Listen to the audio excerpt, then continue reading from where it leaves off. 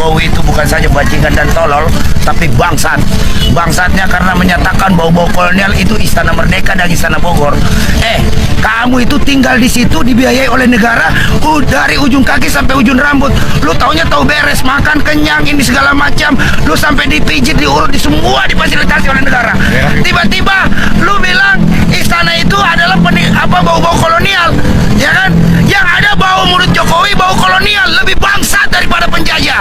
Karena gara-gara dia itulah membuat istana-istana baru itu dengan memeras rakyat, mengusir rakyat, merampok tanah-tanah rakyat.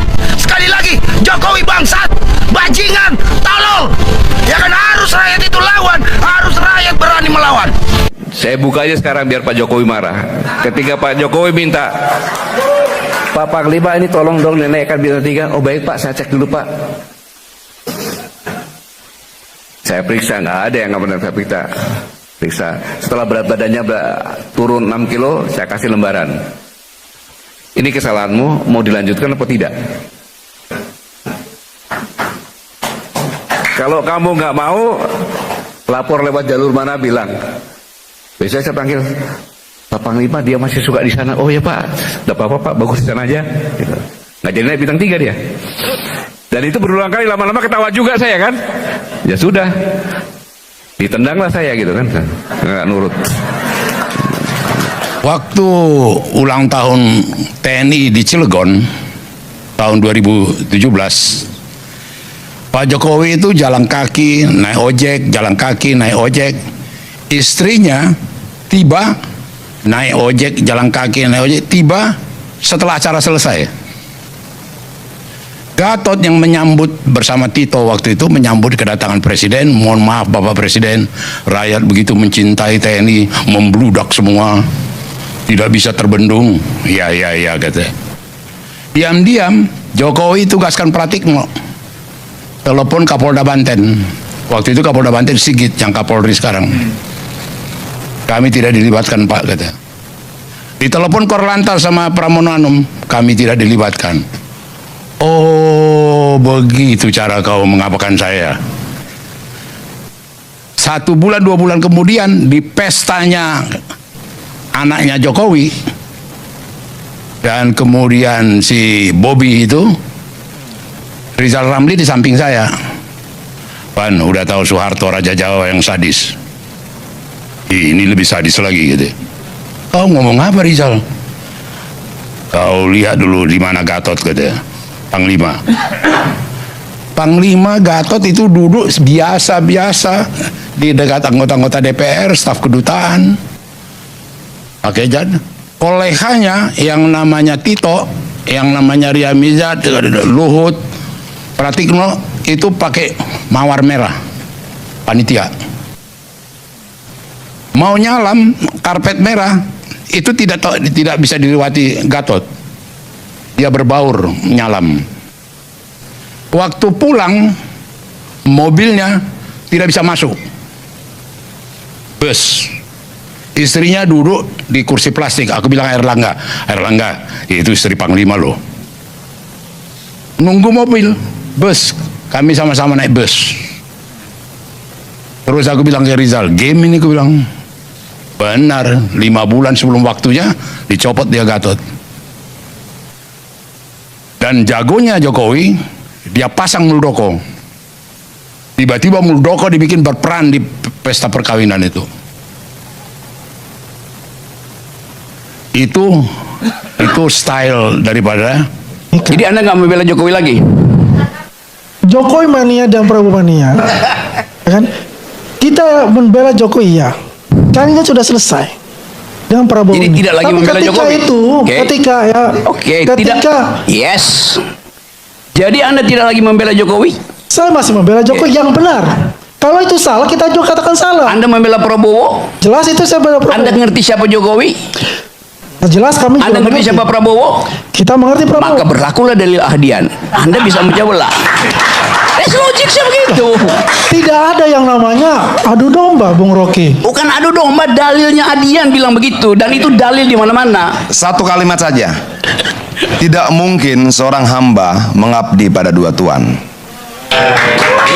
Bos, Dia akan lebih mencintai yang satu daripada yang lain. Kita Sudah ini itu bukan hukumnya. menghamba. Makanya pertanyaan Bung Rocky tadi, lu ke Jokowi apa ke Prabowo? Karena lu punya dua tuan. Nah, orang yang selalu tampak punya dua tuan itu punya potensi lebih besar daripada yang satu tuan untuk menciptakan adu domba. Kira-kira gitu Bung Rocky ya. bagaimana menciptakan Ini, domba? ini. Kita kan nggak ada di dalam lingkungan istana yang dimaksudkan dari Ini ya. Bang Adian, Bung Rocky. Saya usut lebih dalam lagi ya. Kata Jokowi mania, pakai K di belakang apa tidak? Kenapa pakai Mania, Pakai K, nggak mania pakai saja. K. Prabowo mania atau Prabowo mania? mania? Oke. Anda tahu nggak arti kata mania? The fools, orang yang nggak bisa berpikir tuh. Orang yang mentalnya terganggu namanya mania. Itu istilah psikologi. Lain dengan jackmania, orang yang memang membangkitkan semangat karena olahraga. Dalam politik, seorang mania itu seorang bangsat. Nggak nggak? Kok saya mau terangkan? Dalilnya dari mana Pak untuk dalilnya dari mana mengatakan itu secara psikologi? Saya terangin ya. Ya. Kata dasar dari mania di dalam bahasa Greek artinya mereka yang kacau mentalnya. Cari di Google, jangan ChatGPT. Cari. Saya mau terangin sama saya. Tapi saya ingin meluruskan ini, Pak Jokowi. Apa yang Kalau lu- bilang Jokowi mania dan Persija mania, Oh Persija itu saya mania pada Persija tuh. Oh jelas karena itu. kami juga sebagai relawan, Yes. ya, sebagai relawan juga sama dengan Bung Rocky. Ya Pada kan? orang, lu mania pada orang aja lu sakit jiwa. Loh, kita nggak mania pada orang.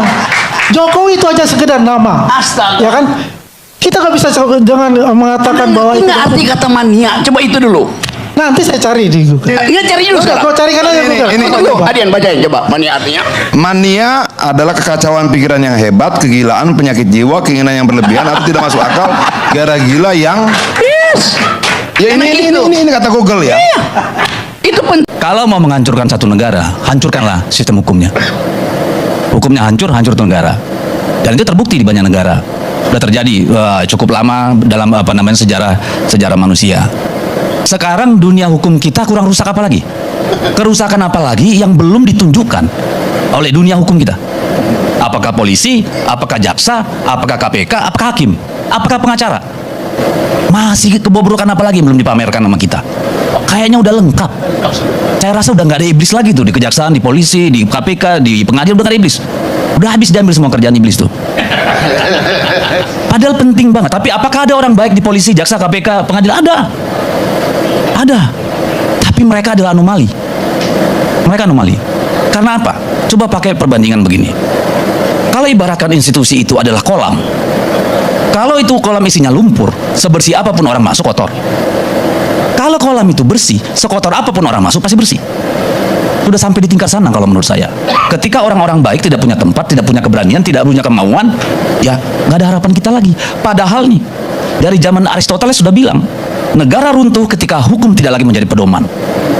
Itu kata-kata Aristoteles. Bahkan Cicero bilang, kita baru bisa menjadi manusia bebas kalau kita semua adalah abdi hukum. Cicero. Lalu Montesquieu yang lebih modern. Korupsi lembaga hukum menghancurkan republik. Itu bukan baru, dunia ini bukan baru, orangnya aja yang baru. Tapi yang terjadi di dunia ini sebenarnya nggak ada yang baru. Sudah terjadi dari dulu. Makanya dibilang, banyak ilmuwan politik bilang, kerusakan sistem hukum berarti kerusakan demokrasi. Kerusakan lembaga penegak hukum, kerusakan negara. Makanya aparat penegak hukum disebut abdi negara. Jadi kalau di lembaga penegak hukum rusak barang itu, negara itu sudah rusak. Ini yang jadi problem kita. Sekarang pertanyaannya, ini rusaknya pemimpinnya, adab di dalamnya, sistemnya, kelembagaannya atau apanya? Kalau menurut saya udah semuanya lengkap. Udah lengkap. Apa yang kurang? Ini sudah semuanya gitu. Nilai-nilai apa yang kurang sama polisi? Tribrata, Catur Prasetya, di jaksa apa yang kurang? Wah, kalau kita baca ini di jaksa ini, Sila Adiaksa, nilai-nilai dasar, satya, kesetiaan yang bersumber dari kejujuran. Gimana jujur emas bisa ditembok? Dolar-dolar bisa ditembok? Gimana bisa kita bilang jujur? Aji, kesempurnaan dalam bertugas dan bertanggung jawab. Wicaksana, bijaksana dan penuh kearifan dalam pengambilan keputusan. Hantu blau. Jaksa sama polisi masih pernah baca nggak ini barang? Menurut saya enggak. Nilai-nilai itu udah nggak ada. Lalu kita bicara kasus. Sepanjang nilai-nilai ini hanya tulisan di dinding, ya kayak begini urusannya. Jadi apalagi yang kita harapkan? Kerusakan apa lagi yang belum nih? Kita mau bilang dalam kasus Febri, yang rusak itu Febri. Ya masa iya uang sebanyak itu hanya Jaksa Agung muda saja yang tahu, Jaksa Agung tua gimana? Yang muda aja udah begitu. Pencucian uang di 16 perusahaan, satu transaksi 1,5 T. Too big. Gak mungkin Mansur, gak mungkin Mansur itu, tahu Mansur kan Pak Susno? Main sorang? Enggak lah. Nah, ini problem di kita. Kerusakannya sudah sangat sistemik. Kalau kita ketemu kepala daerah di bawah, ada tuh setoran sama Kajari, ada sama Polres sama Polda, apalagi di pusat. So what?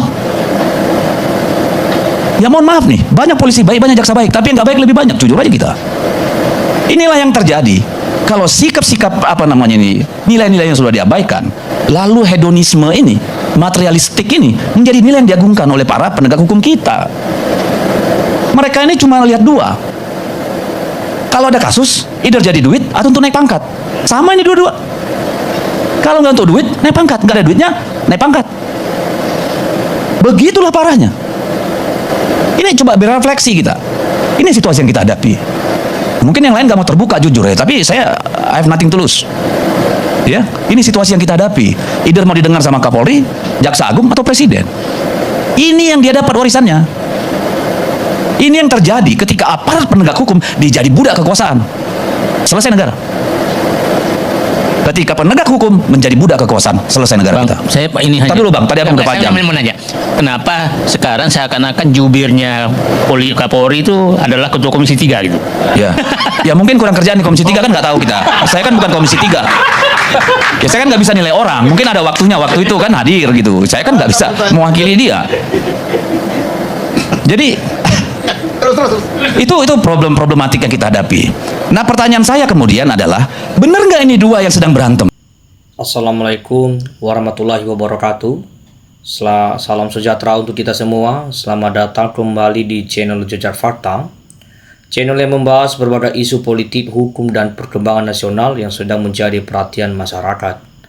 Terima kasih kepada teman-teman yang sudah terus mendukung channel ini. Jangan lupa sebelum kita mulai tekan tombol like, subscribe, aktifkan lonceng notifikasi agar tidak ketinggalan video-video terbaru dari Jejar Fakta. Teman-teman, di belakangan ini publik kembali dihebohkan oleh perdebatan yang berlangsung dalam acara Indonesia Lawyer Club. Topik yang dibahas masih berkaitan dengan polemik yang melibatkan Presiden Joko Widodo, mulai dari isu ijazah hingga berbagai kritik yang berkembang di ruang publik. Diskusi tersebut menjadi viral karena masing-masing narasumber menyampaikan argumentasi yang tajam. Ada yang mengkritik, ada yang membela, dan ada pula yang mencoba memberikan penjelasan berdasarkan sudut pandang hukum. Teman-teman, perlu kita ingat bahwa dalam sebuah forum diskusi, setiap narasumber memiliki hak menyampaikan pendapatnya. Pendapat tersebut tentu akan dinilai oleh publik berdasarkan data, logika, dan bukti yang mereka sajikan. Di dalam diskusi yang ramai diperbincangkan itu, sejumlah pertanyaan kritis yang diajukan kepada pihak-pihak yang dianggap memiliki informasi mengenai polemik yang sedang berkembang. Sebagian masyarakat merasa beberapa jawaban yang diberikan cukup meyakinkan, namun ada juga yang menilai masih terdapat pertanyaan yang belum terjawab secara tuntas. Inilah yang kemudian membuat perdebatan terus berlanjut di media sosial. Banyak tokoh akademis, pengamat politik, hingga masyarakat biasa itu memberikan pandangannya. Sebagian menilai bahwa kritik terhadap pemerintah merupakan bagian dari demokrasi. Di sisi lain ada pula yang mengingatkan bahwa kritik juga harus tetap berdasarkan fakta dan tidak boleh berubah menjadi fitnah. Hukum dibuat untuk menciptakan ketertiban, bukan untuk melayani kegaduhan tanpa dasar. Kasus ini menjadi pembelajaran mahal bagi seluruh masyarakat Indonesia bahwa di dalam hukum dan kehidupan berbangsa, keyakinan subjektif atau kebencian politik tidak akan pernah bisa mengalahkan kekuatan dokumen otentik yang diakui negara. Masyarakat harus cerdas, jangan biarkan nalar ini diracuni oleh kebohongan yang dibungkus rapi dengan diksi konspirasi. Ketika kita membawa sebuah perkara ke ruang publik dengan mengatasnamakan hukum, pastikan kita membawa data bukan dusta. Jika tidak, kita hanya akan mempermalukan diri sendiri di hadapan kebenaran formil maupun material. Sebab itu, mari kita biasakan melakukan verifikasi sebelum mempercayai ataupun membagikan suatu informasi kepada orang lain. Di channel Jejak Fakta, kami berusaha mengikuti perkembangan isu-isu yang sedang menjadi perhatian publik dan menyajikan sebagai bahan diskusi. Kami tidak mengajak siapapun untuk membenci atau memihak seseorang. Tujuan utama channel ini adalah membuka ruang diskusi yang sehat sehingga masyarakat dapat membentuk pandangan sendiri berdasarkan informasi yang tersedia. Bagaimana menurut teman-teman mengenai jalan diskusi di ILC tersebut? Apakah argumentasi yang disampaikan sudah cukup menjawab pertanyaan publik? Ataukah masih ada hal-hal yang menurut kalian perlu dijelaskan lebih lanjut? Silakan tulis pendapat kalian di kolom komentar. Namun ingat, mari kita berdiskusi dengan bahasa yang santun, hindari ujaran kebencian, hindari menyerang pribadi, fokuslah pada isi argumen dan data yang disampaikan. Karena kualitas demokrasi juga ditentukan oleh kualitas diskusi masyarakat. Teman-teman, saya juga ingin mengingatkan bahwa setiap warga negara memiliki kedudukan yang sama di hadapan hukum. Apabila terdapat dugaan pelanggaran, maka proses pembuktiannya harus dilakukan melalui mekanisme hukum yang berlaku. Sebaliknya, apabila suatu tuduhan tidak terbukti, maka semua pihak juga wajib menghormati proses hukum tersebut. Inilah prinsip negara hukum yang harus kita jaga bersama. Semoga ke depan seluruh polemik yang berkembang dapat memperoleh kejelasan hingga masyarakat tidak terus-menerus dihadapkan pada berbagai spekulasi. Sekarang mari kita lihat beberapa komentar menarik dari teman-teman yang memberikan tanggapan dan saran untuk membuat Indonesia semakin adil di depan hukum. Kita mulai dari komentar Om BJ, semua yang terlibat tentang ijazah palsu harus diproses, termasuk rektor dan jajarannya yang pernah mengatakan ijazahnya asli dan manusia-manusia yang lainnya yang melindunginya. Kita lanjut dari komentar Bang Yanto, kalau hukum dijadikan temeng kekuasaan, rakyatlah yang akan tersisa dan kerjanya dipaksa. Kita lanjut dari komentar Kamur Murwani, Bapak Jokowi kusan Universitas Pasar Pramuka mana Mongkodobi diundang UGM untuk reuni. Kita lanjut dari komentar Pak Udin, Jokowi jadi merusak hukum dan pendidikan. Kenapa Menteri Pendidikan bungkam dan dapat bayaran berapa? Kita lanjut dari komentar Mayusuf, sudah pasti palsu 1000%, tetapi sayang jaksa, polisi, hakim semuanya hamba Jokowi. Makanya mereka sangat takut kepada Tuhannya si Jokowi, padahal mereka itu tahu ijazah itu palsu. Tetapi kenapa karena kepunyaan Tuhan mereka, makanya polisi, jaksa, hakim tetap mereka pertahankan kepadanya. Itu sebab mereka takut nyawanya dicabut Jokowi. Inilah bukti orang-orang yang tidak bertuhan. Kita lanjut dari komentar Expander, rakyat sudah gak sabar kasus ijazah palsu itu pasti.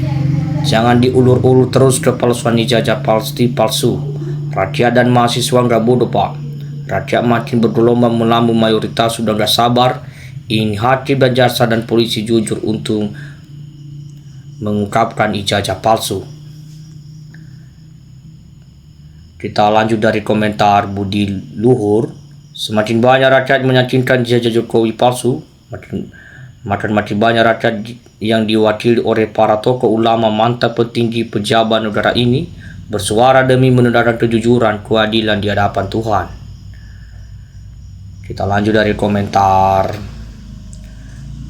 Jauruddin Hasan, kalau benar Jokowi menggunakan ijazah palsu, maka Jokowi wajib dihukum berat dan pastinya akan menyusul berbagai kasus berat lainnya yang akan gugat seperti kasus HAM, pemilu curang, koruptor pembunuhan, dan dikenakan wajib mengampulsifikasi uang negara. Selama Jokowi menjadi pejabat negara dari wali kota, gubernur, presiden, kurang lebih dari selama 20 tahun, dan semuanya dilakukannya dinyatakan tidak sah, batal, dan dituntut ganti rugi oleh Bamotri dan Gus Dur yang telah dipenjarakan bertahun-tahun. Kita lanjut dari komentar Tenti Erniwati. Adili Jokowi, miskinkan keluarga dan kroninya sudah banyak kesalahan dan kebohongan dan mengkriminalisasikan orang yang tidak bersalah.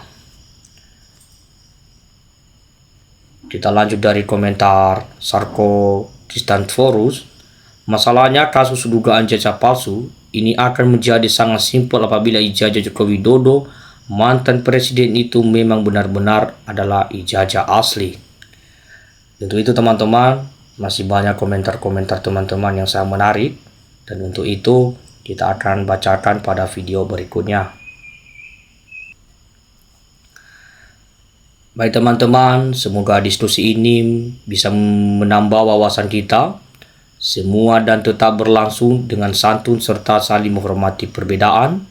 Sampai jumpa di video berikutnya, tetap bersama channel Jejak Fakta, mengungkapkan fakta, mengikuti proses hukum, dan menghargai kebenaran berdasarkan bukti.